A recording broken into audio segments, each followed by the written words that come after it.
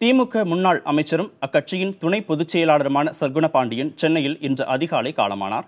அவருக்கு அஞ்சலி செலுத்தும் வகையில் இன்று முதல் 3 நாட்களுக்கு திமுக கொடிகள் அரை கம்பத்தில் பறக்கவிடப்படும் என்றும் கட்சி சார்பிலான அனைத்து நிகழ்ச்சிகளும் ஒத்திவைக்கப்படுவதாகவும் திமுக தலைமை கழகம் அறிவித்திருக்கிறது.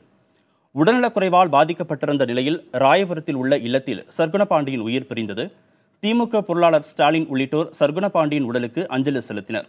சர்க்குண பாண்டியன் 1989 மற்றும் 1996 ஆர்கே நகர் தொகுதியிலிருந்து தேர்வு செய்யப்பட்டார். திமுக ஆட்சியில் அவர் சமூக நலத்துறை அமைச்சராக பதவி வகித்தார்.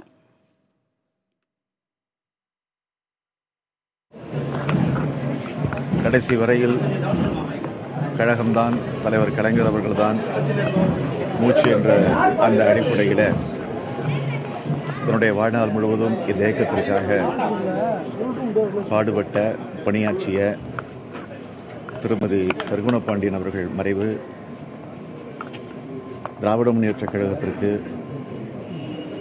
மகளிர் சமுதாயத்திற்கு ஈடு செய்ய முடியாத ஒரு மாபெரும் இழப்பாக அமைந்திருக்கிறது.